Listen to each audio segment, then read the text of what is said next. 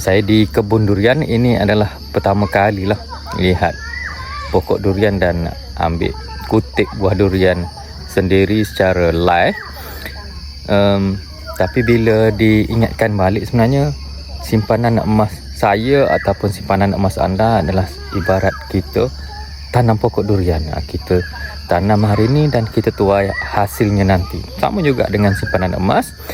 Kita simpan emas dan kita kumpul gram, nanti kita akan jual emas kita untuk tujuan kita. 3 keadaan kita jual emas. Yang pertama, sewaktu kecemasan. Yang kedua, sewaktu kita ada peluang untuk beli aset yang lebih besar yang gandakan pendapatan.